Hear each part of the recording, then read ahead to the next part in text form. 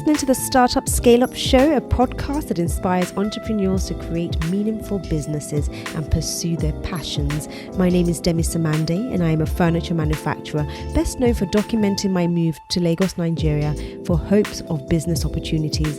And I'm sitting down with entrepreneurs from across the continent to talk about their process, the lessons they have learned, and how to make real impact. Welcome to Susu.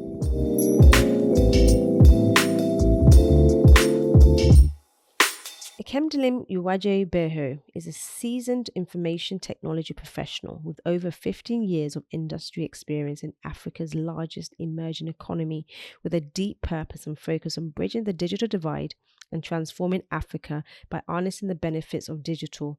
At home in technology from childhood, Nkemdilim is walking in her father's footsteps as a second-generation Nigerian information technology expert, currently CEO of Future Software Resources, one of Nigeria's leading digital and technology solutions companies, providing a broad range of solutions for the scaling African enterprise to consistently attract and retain its target audience, optimize its processes, and increase its bottom line. Futuresoft has served over 170 clients across 20 industries and has trained over 1,500 CEOs and executives in digital and social media marketing through a series of training, as Nkemdilim believes that digital is the key to unlocking Africans' potential. Under her leadership, the company has been positioned as one of Nigeria's leading IT and digital solution providers. She is recognized in 2019's Obama African Leader, Forbes Top 10 Female Tech Founders to Watch in Africa, Global Digital Women Top 10 Most Inspiring Women in Africa, Lionesses of Africa's Top 100 Women, YTech Top 100 Most Innovative in the Nigerian Tech Space, Ventures Africa 42 Most Innovative Africans, and has been named one of 8 Lords Achievers in 2019, as well as one of the top 100 most influential people of African descent and top 100 leading ladies in Africa in 2020. Nkemdilim, you are grossly intimidating, but we are going to get into all of that. Thank you so much for joining me on Susu. Thank you for having me. I'm very excited because, like I said, your resume went on forever for a long time, and I had this is the short version. Well, I thought it might. I had the inkling. I had my ginger tea, and I read through it, and I was just like, oh wow. One day, Demi, one day you will have a resume like this. Just keep going. It was fantastic. Now, I have probably watched every single content that you have created online. Wow. I told you I make it my business to know about my guests and, tech and all the wonderful things you're doing. My first question really is, and I think even before my first question, tell us how you discovered tech, other than the fact that you grew up in a technology home. How did you discover that tech was your calling? How did that come about? When was a moment in time? I think it was probably when I was in high school, and I'm very creative. So for me, the computer was a way of being able to express that. So back then, my dad brought this CD home, and it was Adobe Photoshop. Probably. Adobe, oh. Yes, probably the first version of it. Super easy to use, and I started playing around with it, and I was just like, this is so cool. And, I would scan pictures and then Photoshop them and, sort of then print them for my friends, and I would design invitations and all sorts of different things for parties and different things like that. And I think that's when I really realized that you can create so many things. At the same time, my dad also got a programming teacher for my sister and myself. And he said, Saturdays and Sundays, you guys spend 4 hours with this programming teacher each day. And I think that for me was where I really discovered how amazing coding is, and the fact that I'm not just a user and consumer of technology, right? But that I can actually create little programs by myself. Right? How old were you? 16. Ah, okay. Yeah. I mean, nowadays that's really old for someone to learn coding. I've heard 8-year-olds are doing it these days. So exactly. Yes. But I mean, back then it was, something that was pretty cutting edge. And I mean, not many people were doing it. And I then, sort of started looking at, okay, what am I going to study in university? And my mom, so I'm half German, half Nigerian. My mom took me to a job center in Germany, and they have these job centers set up by the ministries where you can look for courses to study. And at the time it was like it's almost like it's like an offline library, but it was on the computer. So you go there and you can put in search words, and then you can print stuff out, and it tells you what these different courses are. Yes. So she took me, my sister, and my best friend, and we were just messing around. We were like, okay, oh yeah, let's study glove making. Also so random. And my mom was just like, don't worry, people will stay here until you are ready to find something serious. And I then discovered a course called bioinformatics, and I was just like, wow, this sounds so cool. Sounds super tech. Yeah, so it's basically a double major in computer science and biology, and that's what I ended up studying at the university in Munich. And I think all of those different experiences just sort of pushed me towards, sort of embracing technology even more, and falling in love with it, and just also wanting to share that experience, and sort of what technology can do with other people around me, especially people in Nigeria. Because after I studied in Germany, I came back to Nigeria, and I was like, there's so many opportunities here, and there's so many people who don't know. Yes.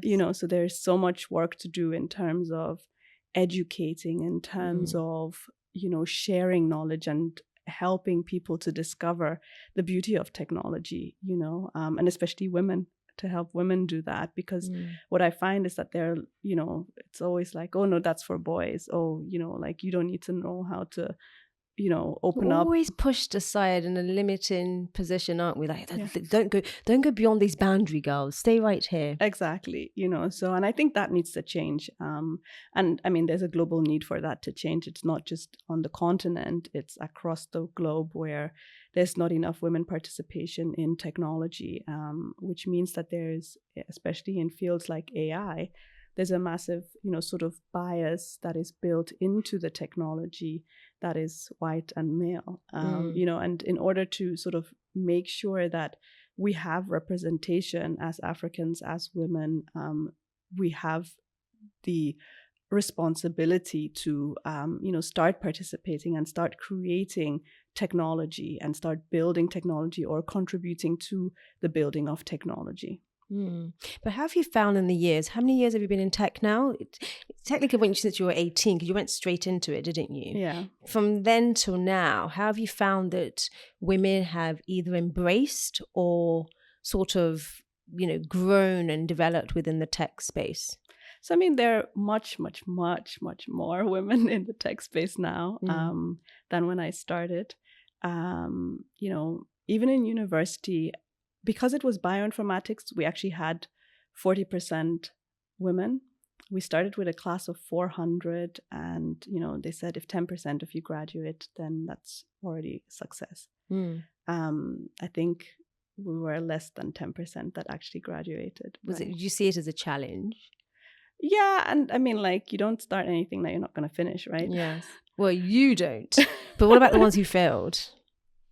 I mean, they went on to study other things. So there were some people who, so for example, there was a guy who, he was an absolute math genius, right? To him, everything that we were doing was like super easy. He was like, this is not challenging enough. I need to leave.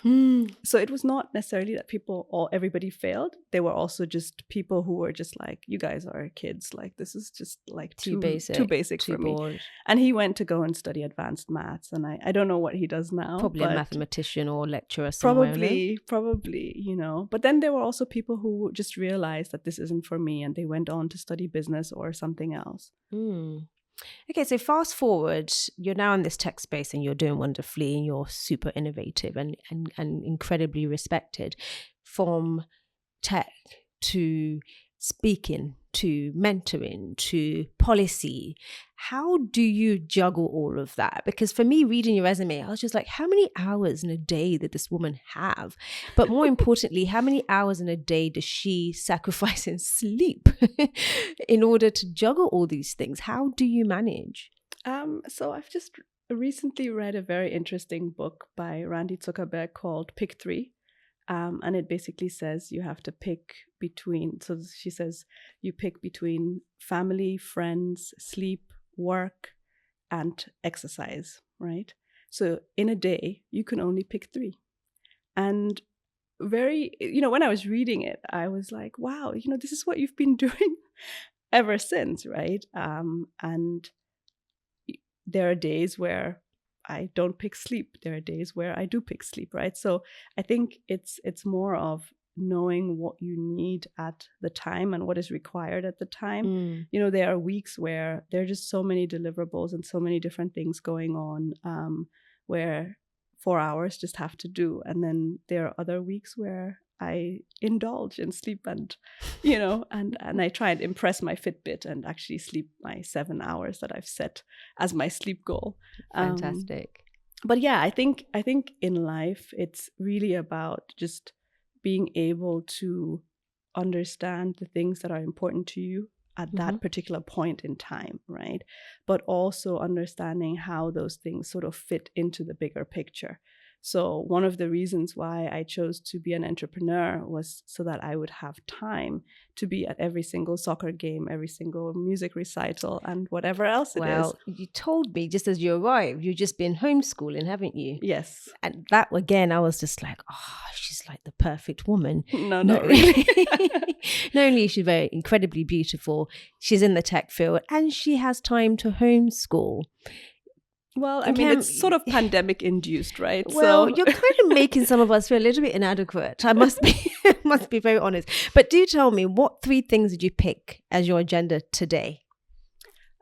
So definitely work. I mean, I pick work a lot. And for anyone who is like that and who picks work a lot, I would say read that book, because she really has a way of just making people understand that it's okay to be like that and to pick work. Give us the title again, because we need to put it at the bottom of the credits so people can actually see. Randi Zuckerberg, Pick 3. Randi Zuckerberg, Pick 3. We'll put it in the description beneath this video, so that you guys can, and then in the description in the podcast platforms as well. So that's a good start. So do you do a lot of reading between your free time and things like that? Yes, so I try and so I do audiobooks. So do I love those things. Yeah, amazing. Oh my god. So I had like a really long time of, just not reading. And I'd have like friends and like my mom and my sister, they would be discussing books and I would just sit there. I'm like, I don't know. They're like, you should read. I'm like, I don't have time to read, and one of my friends says, look, I drive to work and back and forth. It's 2 hours. So in Kem, I can't tell you, it's the best time. Yeah. So he's like, why don't you do audiobooks? And, I guess like I wasn't, techie enough to actually think an audiobook was cool enough. And I was just like, yeah, but it's not a real book. Like you have to hold it, like the pages, the smell of books. I love bookstores.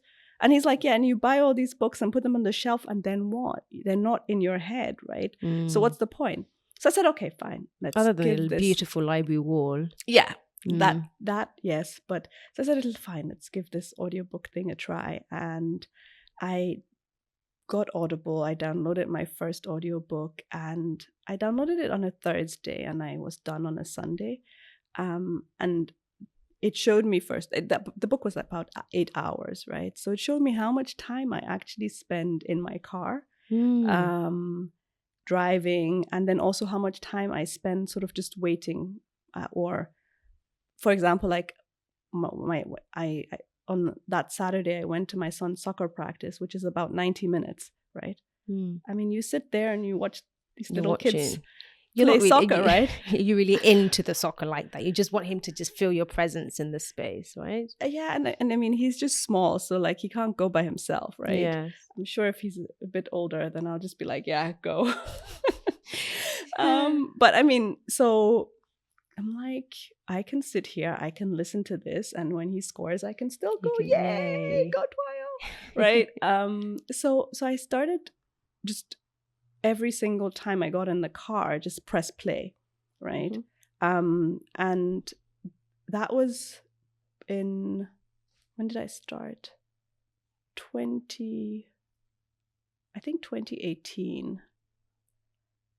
Was it 2018 or was it 2019? In the audiobooks. Yeah. Mm. So it was either 2018 or 2019, but I've done 47 titles since I started. Oh, well done. Yeah, so it's something that, you know, like I think once you make it a habit, it then, you know, sort of just becomes part of you. Yeah. I was just going to say, for me, my best time to listen to audiobooks when I'm driving.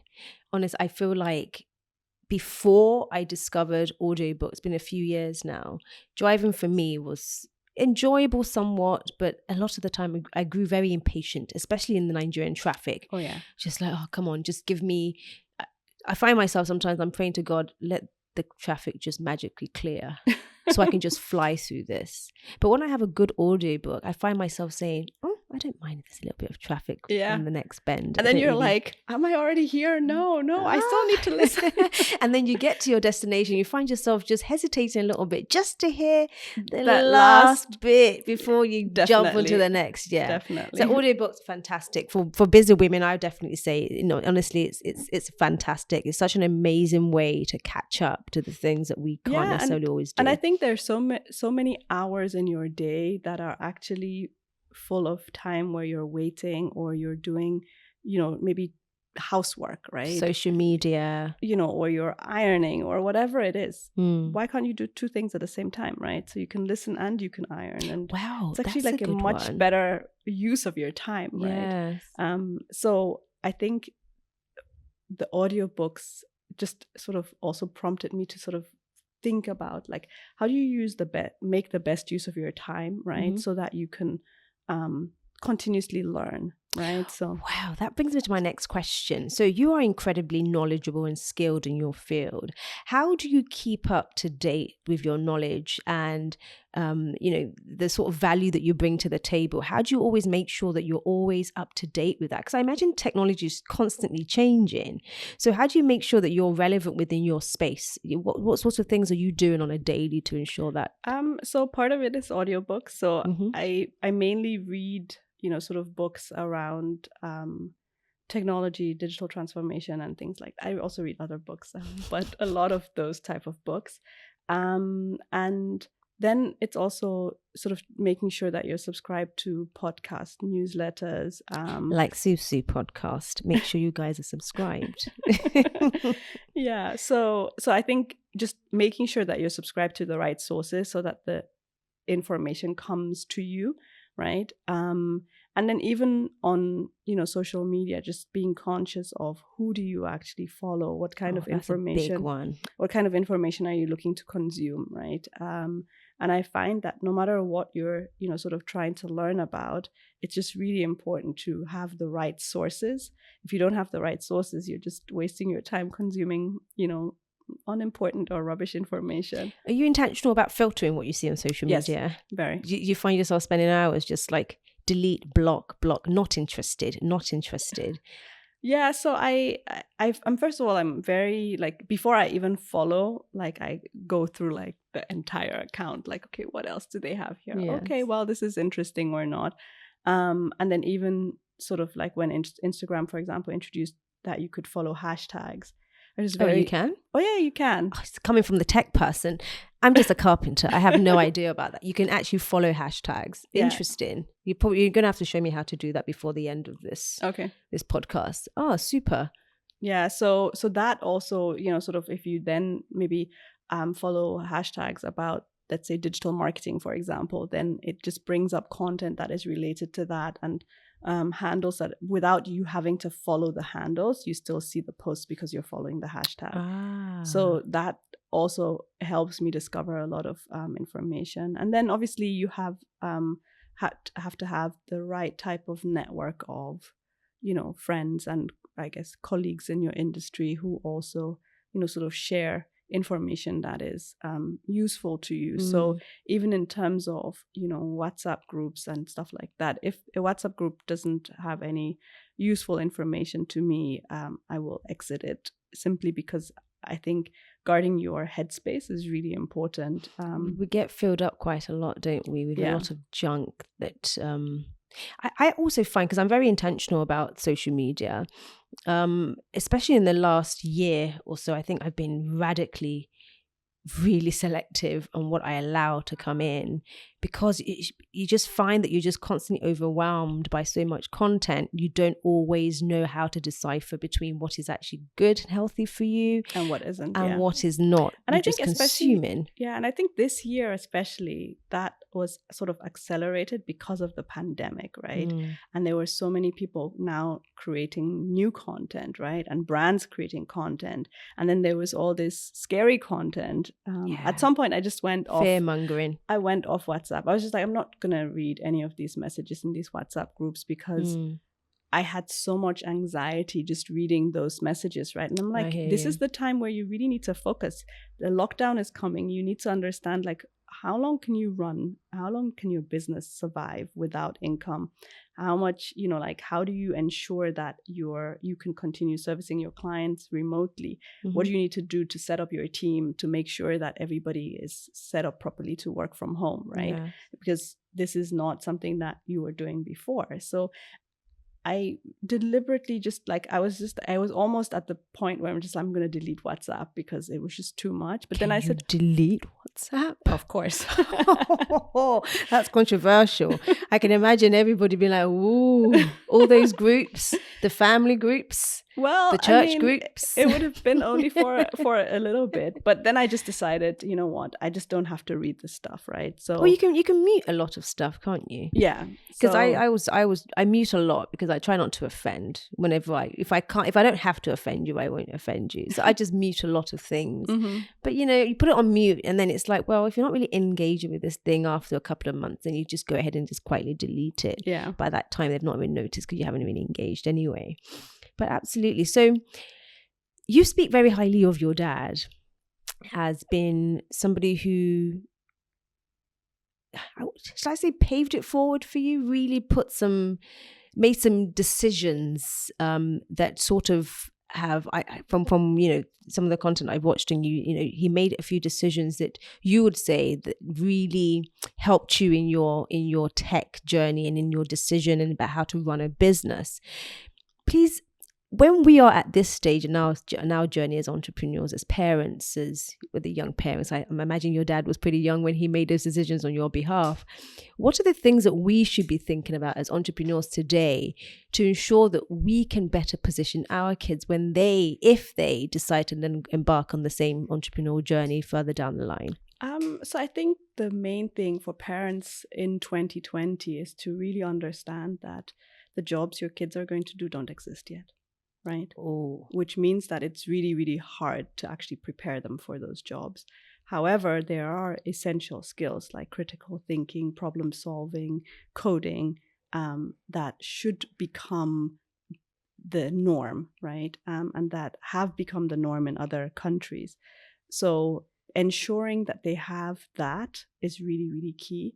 I also think that ensuring that they are technology savvy. And I think that this pandemic has also sort of helped us accelerate that, right? So the kids that had zero screen time suddenly, know how to use everything on their devices because they have to do their schoolwork on it. And then also, parents are like, I need to work. You need to be busy.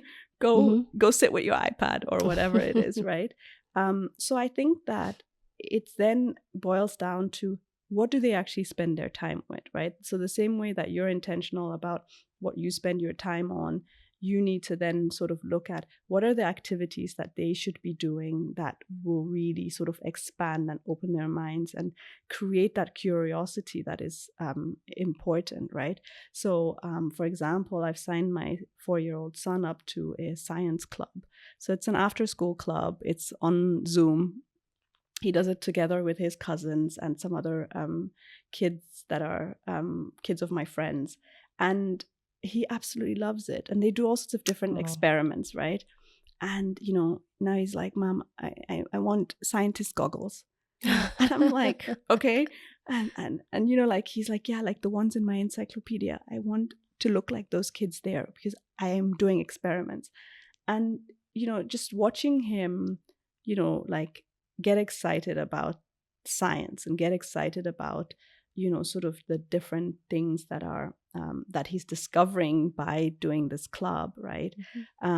Is showing me that, you know what, like if you expose him to these things really early, like he'll have a really open mind to them, and he will never look at science as, oh, it's this difficult thing that is scary, right? Which I think a lot of people have that mindset at some point, where it's just like, oh, well, it's maths, I it's hated science, it's this, it's that. Awful. But if you've learned it, from a young age, right, then you have a very different approach to it, right?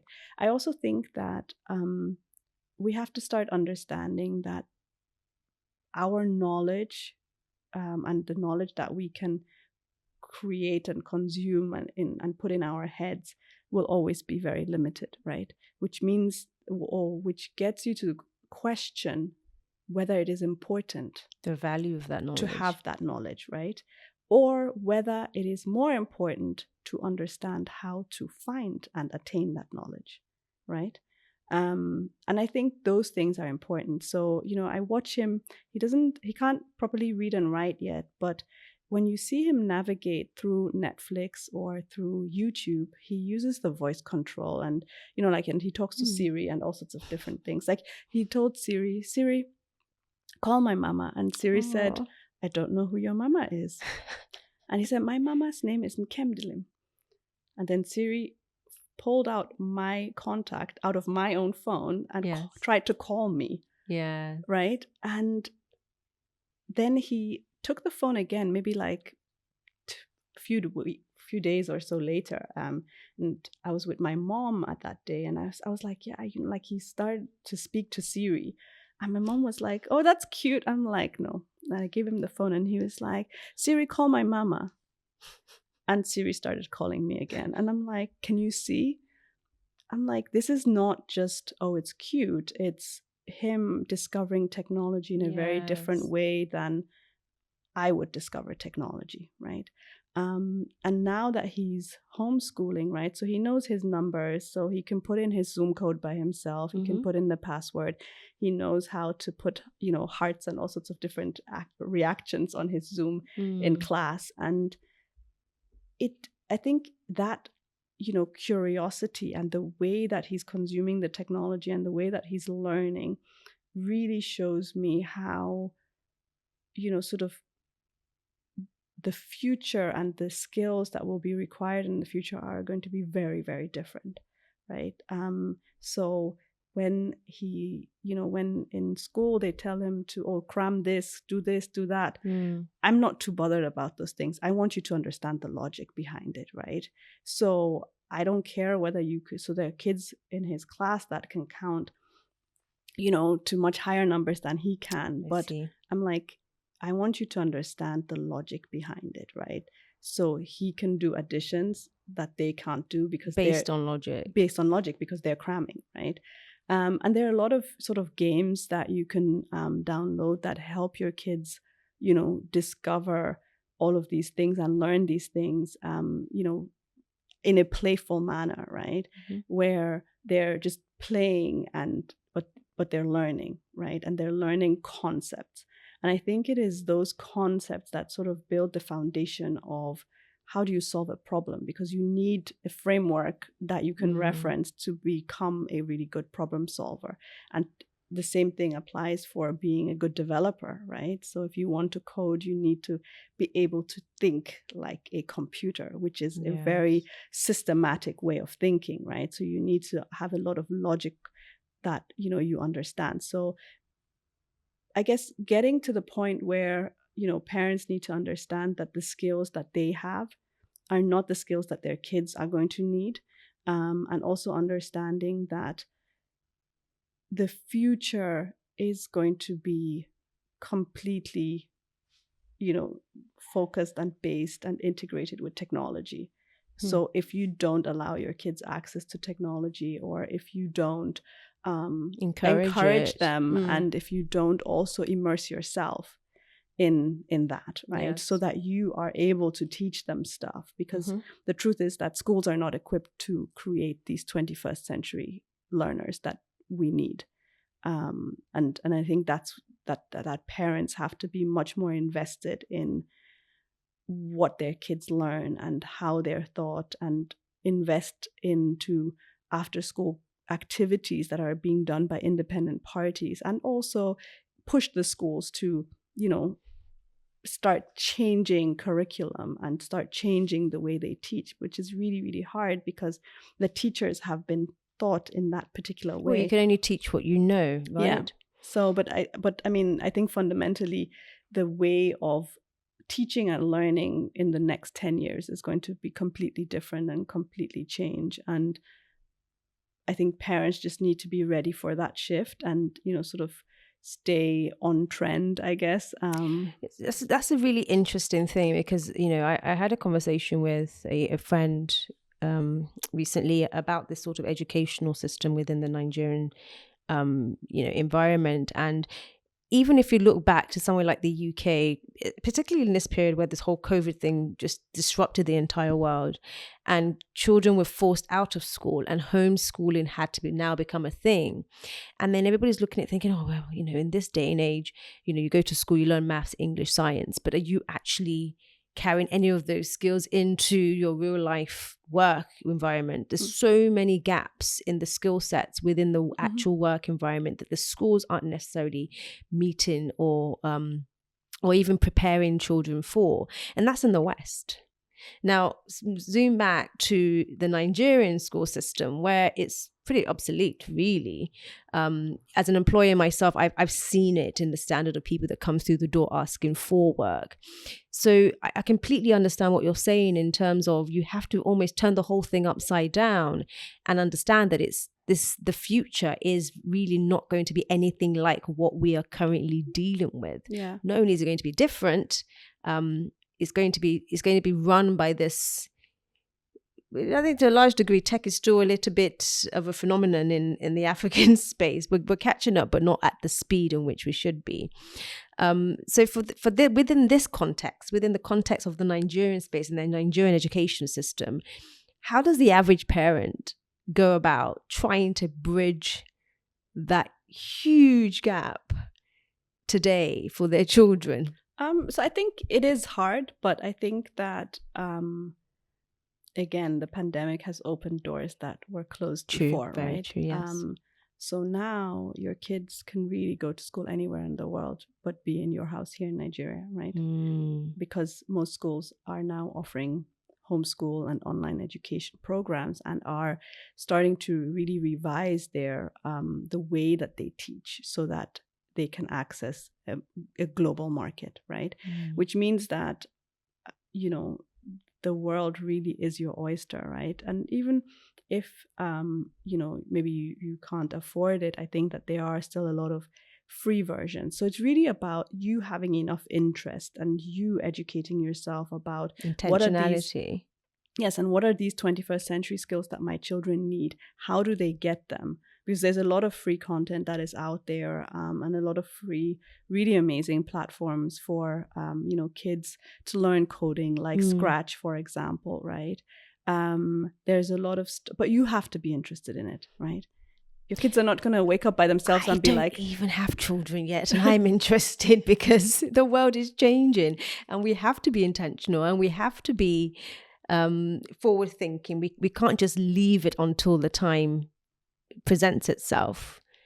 Yes. Yeah. So and I think just when it comes to sort of looking at the educational system, I think we have a very unique opportunity and advantage. The fact that our system is so obsolete allows us to completely scrap it and reinvent it however we want, right? It's almost like having a blank canvas because it's so old and outdated, which means that if we start thinking, as a country and as a nation about education and investing in human capital and human capacity development and how that needs to look for the Africa of the future, for Africa to be competitive in the digital economy, we will be able to design an educational curriculum that is completely different to the rest of the world, but can produce the highest level of competitive people, right?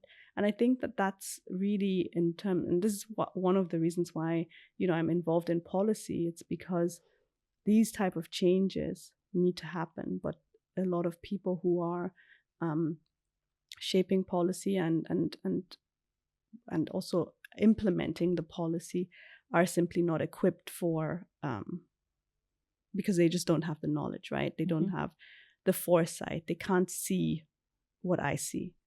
And I think that it's really important to put your voice where it's important. And education is one of those things, right? If you change the education, if you could snap your finger and it would be different, it would still take about 20 years to see results, because that's how long it takes you to go from pretty much first grade to finishing university, right? That's a really long time. It is. When you put it like that, it is a long time, but it's time that we can't afford not to invest in. But we're not doing anything about it right now, right? Which means that even the 20-year window is not even going to happen. So I think it's really important to, understand as well as a citizen, and as a citizen, global citizen. that your children are not only competing against the people who go to their school or who live in their neighborhood, they're competing on a global level. Absolutely. Right? Because now any recruiter can recruit, and any employer of labor can recruit from anywhere in the world. Working from home is now fully established globally. So employers will go where the best talent is. Very interesting. It doesn't matter. So I think like this pandemic has really shifted a lot, and I don't think that a lot of people are sort of seeing what these shifts actually mean. Yes. And where the opportunities and advantages are, right? It's definitely awarded us the opportunity to leapfrog. Yeah. That's the way I see it, because before we were kind of just toddling behind, playing catch up or trying to attempt to play catch up. Now it's like you don't need to play catch up. If you really want to, you can leapfrog all this mess and just go straight to what the global market really is demanding, which is people who are really, really knowledgeable, really, really skilled, and don't have to conform to the general ways of doing education.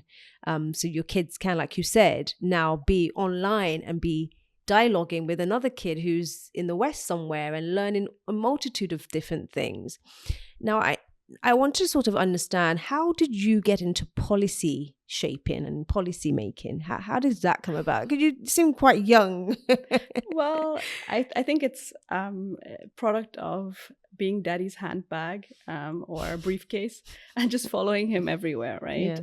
So he's like, oh, there's this conference on cybercrime policy. Come, let's go. I'm like, okay. Well, so you're a good girl for even saying okay. Many of us would be like, Dad, I kind of need to have dinner with friends. So I think it's if you meet so my the dad, interest is there. The interest is there, but also if you meet my dad, you know that these things are not really optional, right? It's sort of like, we're going, get dressed, let's go. Or I've bought your ticket, we're going to Abuja tomorrow for this conference. Oh, wow. So at the end of the day, that sort of allowed me to really see sort of what goes on behind the scenes, right? The things that a lot of people in the industry don't necessarily see. And it allowed me to understand context. And it also allowed me to understand that if we don't change policy, we will never have an enabling environment for technology in this country, right? If we don't dialogue with policymakers, if we don't engage with, the government, we will constantly have new license fees that get, put on top of tech businesses just because they seem remotely successful. Yeah. There will be policies that can from one day to another eradicate your business completely, right? And we've seen these things happen, right? So if you think about the Okada ban, that really, that was a big one. Opay, Gokada, Max. From one day to another, it's suddenly like even the average working man. Yes, but think about, those were 14,000 jobs that went in a drop of a hat. Yes, because policy was not thought through properly. What does that mean for foreign direct investment? Who would want to invest? I mean, Opay had $150 million in investment. why would I want to invest in a Nigerian company when policy can radically change overnight without warning, without, any type of, sort of like, oh, we know we can make money for 5 years, but then we're out. No runway, no plan. Right. So I think that dialogue is important because policymakers see one side, right? We see the other side. So Which is the effect of that. Exactly. So if you don't come to the table and actually speak and say, well, these are the things that are going on, this is what we, have to address as a nation, and these companies are creating jobs. Or, for example, for insurance aggregators, they created a license that you have to have in order to become an insurance aggregator, right? Because they simply were like, these people are making money. But were they really, right? None of those companies broke even. And out of maybe 5 insurance aggregators, there may be 1 or 2 left, right? And there have not been any new entrants into the market because of that license fee, because it's so high, right? So you've created a barrier of entry simply because you wanted to monetize. There you go. But you were monetizing at the wrong end. You could have monetized in a very different way. And you could have also looked at how do we create an enabling environment to scale these companies in order for us to monetize further down the line. Right. So I think that understanding how a tech ecosystem even works and what the mechanics are, right? There's a huge lack of understanding on the side of policymakers. Yes. So you need people from the private sector to engage. You need people from the private sector to review policy, You need to be in the room. Yes, you need to be at the table. If not, you're on the menu, right? So yes. So that's sort of how I got into policy. So how might other people, I know you went sort of, Dad sort of pushed you in there a little bit or kind of coerced, but how might other business owners or entrepreneurs who are very aware that this is where they need to have those engagements in order to have lasting impact, how might they go about trying to get involved in policy making in Nigeria? So I would say the easiest way is probably to join the Nigerian Economic Summit Group. Did you guys hear that? The Nigerian Economic Summit Group is a private sector organization that is focused on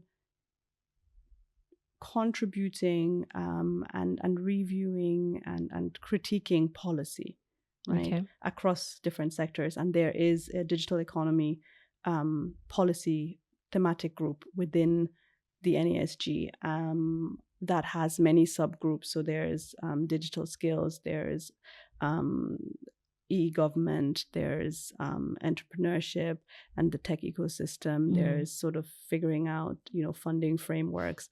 So there's a lot of different ways to engage in the areas that you're interested in, right? And also to just even meet people who are thinking the same way that you are thinking, right? There are some other policy groups as well that, you can join, but that is probably sort of like the biggest and the most recognized. So they also host the Nigerian Economic Summit every year. Okay. Someone can just sort of reach out on their website or just easily just apply and just get involved basically from the grassroots. Yeah. Okay, very interesting.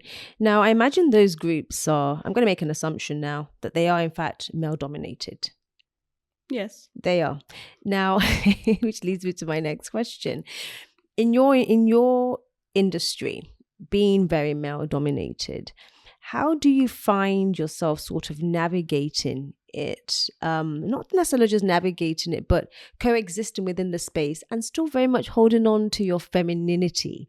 And it's very masculine energy, and then you have this feminine energy. How do you sort of coexist and get progress within that space? Yeah, so I think this is a question that people ask me a lot, and it's really hard for me to answer this question because I always say if there were lions and tigers and bears that were in the tech industry, I would still be in tech. I really don't care. This is what my purpose is. This is what I'm supposed to be doing. And I am who I am, right? So in university, for example, my friend and I, we were the only 2 girls that would wear heels. And I remember there was a day we were looking for some further math class. So we asked some guy in the hallway, and he's like, "Oh no, you guys are in the wrong building." We're like, "No, we're pretty sure we're in the right building." He's like, "No. The business faculty is down the road." And we were like, "Dude, we study bioinformatics." Was this in Germany? Yeah. And, that's even in the West. Yeah. And he's like, "Oh, okay, well, then it's this room here." And we're like, "Thanks, bye." And it was simply the way we looked didn't match that faculty, right? But I don't think that just because you don't look like everyone else, I'm never going to be the guy in hoodie and jeans. I'm just not, right? Yes. I was working and writing code with pink lipstick, pink clothes, and, ballerina shoes. And that was me, and it will always be me, right? So I don't think you need to change yourself. I think the main thing is to really know your stuff. And in technology, anybody who has talent and who has skills will be hired above anyone who doesn't, right? Regardless of whether you're green, purple, or a dog, right? But let me ask you this, because I think femininity, when I say femininity, it's more of an essence than the physical appearance for me. Now, let me just kind of tell you from my point of view, I'm in the manufacturing space. I'm practically a carpenter. And on the outside, I'm very feminine. But sometimes you find entering this space sometimes can get you, and everybody has, both male and female has a feminine and masculine side, and it kind of has to be in balance for most parts. But when you enter certain spaces and you're having to operate in your masculine just to fight to be there half the time, how do you sort of ensure that you're still holding on to that, not necessarily just the pink lipstick, because the pink lipstick's always going to look fabulous and you're always going to stand out in that space. And I think every woman who does physically, who really does, sort of honor her female physicality and all of that should always hold on to it regardless of what room you walk into. But sometimes you find that you have to operate in a masculine manner in order to just say that I'm not going anywhere, I'm staying right here. I deserve to be here just as much as you do. And if you're constantly operating in that masculine energy, I can imagine it might be quite difficult sometimes to retract it when you need to now go back into your feminine, just, Yeah, I guess. But I think again, I think it's really about, in tech specifically, it's about skills. You either have them or you don't. You're either a good coder or you're not. There's no average. You cannot be an average coder.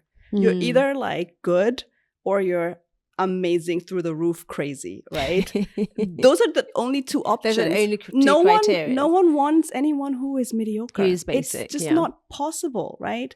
So you differentiate yourself from the beginning, right? So I don't think that there is much of a... I'm just picturing you with your long pink nails and just typing code. And is it super fast, or is it like...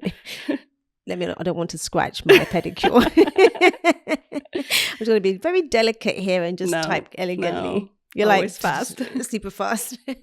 So I think it's really it's about the skills that you have and the fact that you have those skills. I don't think you need to, and I think also just understanding who you are, right? I think that really is very important, and that you don't need to be anyone else, that you are enough and you can just be you, right? And that the people who you can't control what people think or what people do, but what you can control is how you show up.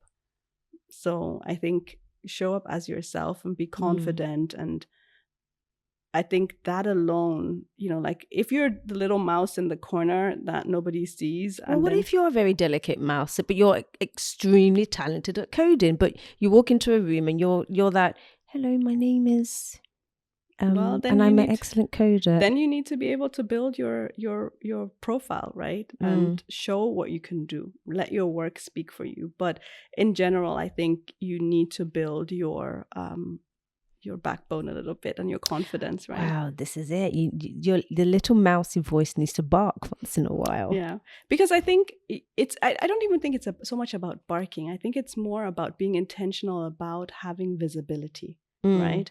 So speaking up when you need to. Speaking up when you need to, sharing your ideas, sharing your work, and sort of pushing your work out there so that people can see, wow, she's really talented. Oh, I need her on my team. Oh, wow, she may be a little mouse, but a powerful mouse, right? Yes. And sort of just getting confident in, sort of like, okay, I like to be sort of in the background, but when it comes to work, I'm going to push my work out there so that people can actually see. So, okay. Yeah. So let the push come in your talent and in your hard work, right? Yeah. And then push that to the forefront.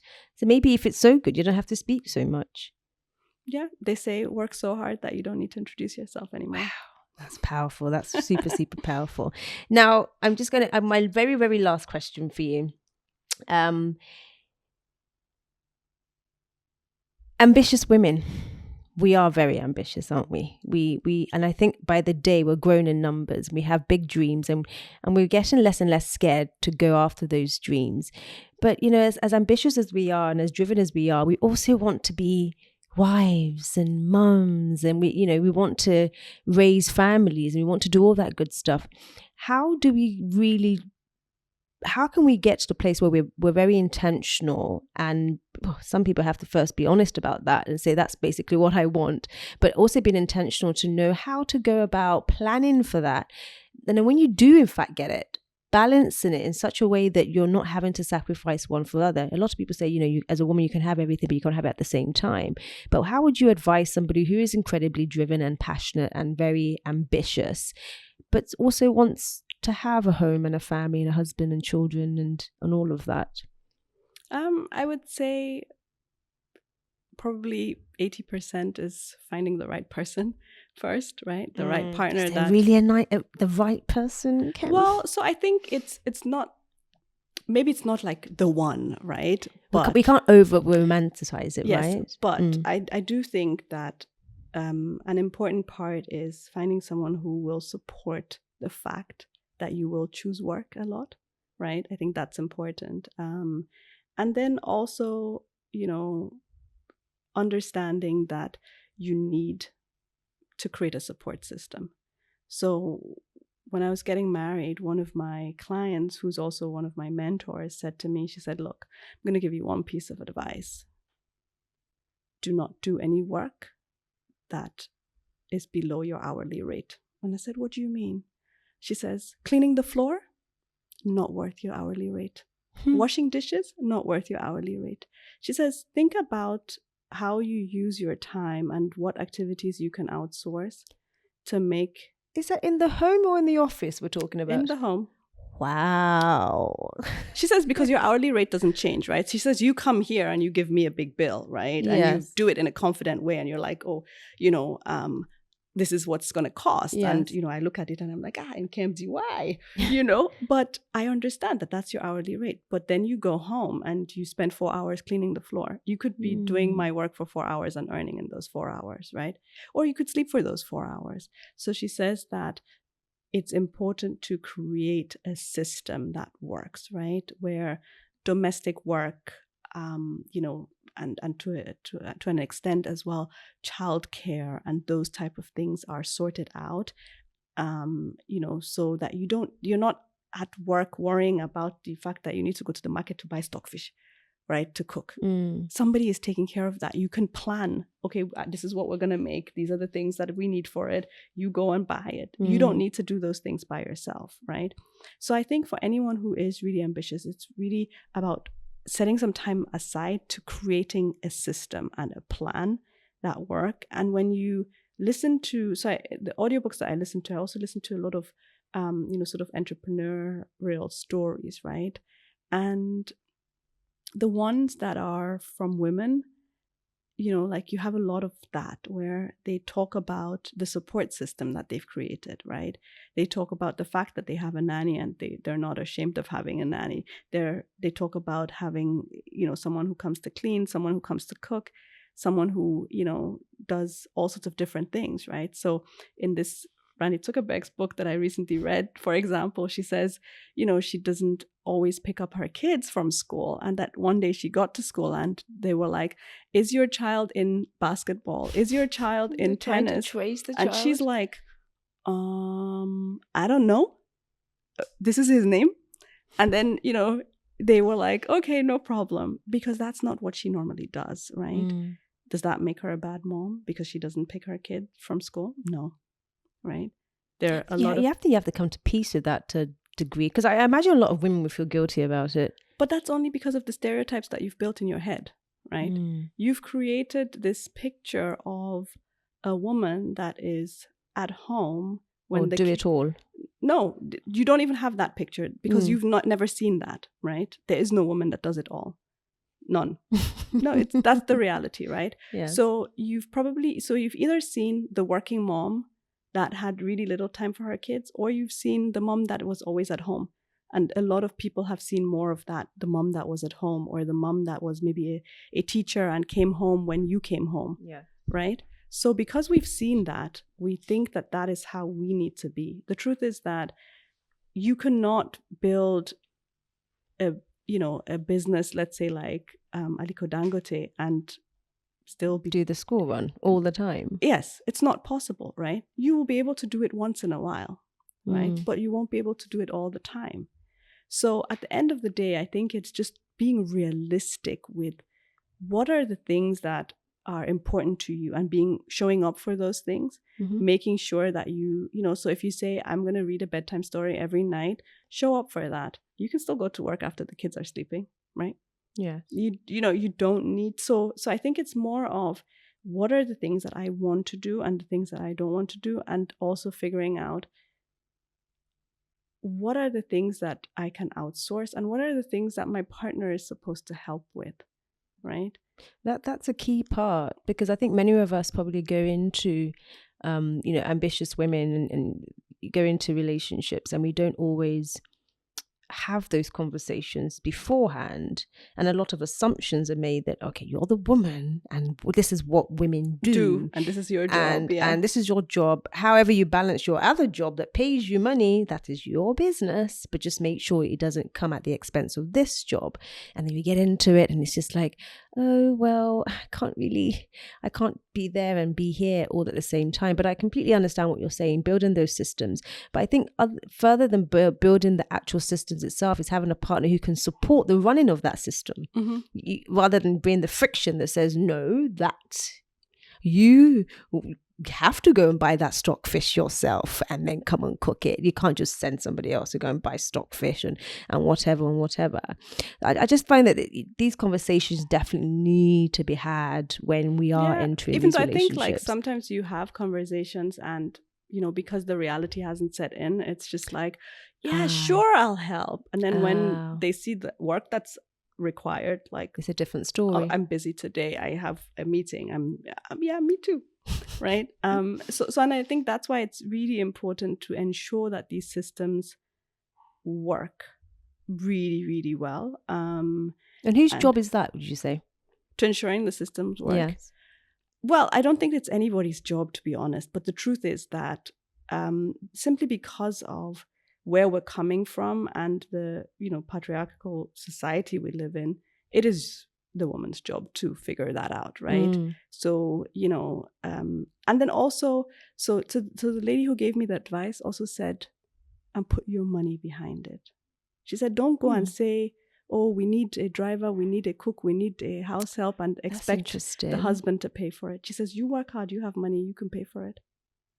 Anything that you need and you want and will help you, go and pay for it. Don't be waiting and sitting, and is it because they don't understand? You are doing all the things that they need for them, right? Yes. Their shirt is ironed when they come home.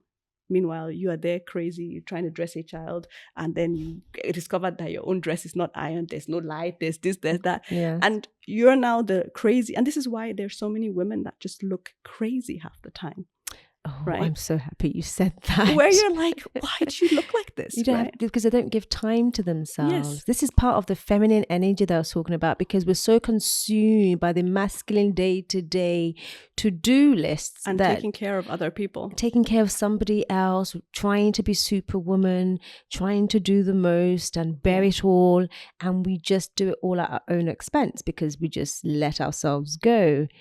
So for those women who are, doing all of the work, going to work, putting in their best, and your nails are immaculate, I hail you. I really hail you. It's not always possible all the time, but at least making that effort to always take care of yourself first, I think is definitely very, very important. Taking the time for yourself, I think, is important, right? And just knowing that, when they say you can't pour from an empty cup, that saying is so true, right? Absolutely. So you need to also understand, what are those things that recharge me, right? Is it an evening out with my girls where we can act like we have no husband, we have no kids, we have no job, we have no job, we have no responsibilities, and we can wake up with a hangover tomorrow, right? Whether we'll regret it or not is a different question, but I think just being able to understand, like, or is it cuddling up on the sofa with a cup of tea and nobody should come inside this just room having and your time? Yes. Or is it going for a massage, right? And just no phone, no nothing, just you, right? Or is it just going on a holiday by yourself sometimes, right? What is it that you need? I think figuring that out is really important. And then just sticking with it, schedule it, tell people in advance, I'm not going to be here on this and this day because this is what I'm going to do. Right. I think if you don't do those things and don't put yourself first, then you will, burn out very, very quickly. Very quickly, yes. And I don't think that you're going to be the best version of yourself if you're not taking care of yourself. So I think for me, it's, you need to put yourself, before everything. And even though most people will tell you, oh, it's the children, the husband, the this, the that, but how?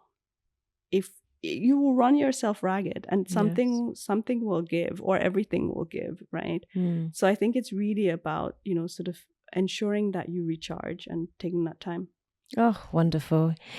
Nkemdilim, that was amazing. So I really hope that everybody who's sort of listening to this understands that really the most important relationship is the one you have with yourself first, in order to then carry the others and build the others alongside, right? So guys, thank you so much for watching Susu podcast today. I really hope you've enjoyed this session with Nkem and myself, and I hope you guys are really taking away as much as I have today. So remember, the relationship with yourself, number one, in order for you to build relationships with others, whether that be romantic or with your friendships or your relationships or with your colleagues or whatever it may be, take that time for you. Take care of yourself. Get those nails done. If you're the boys, get that haircut, get that shape up, whatever it is. Just take care of number one in order for you to be the best entrepreneur and business person that you possibly can be. So take care, guys. Have a wonderful week, and please don't forget to be extraordinary in the way that only you can be. Take care.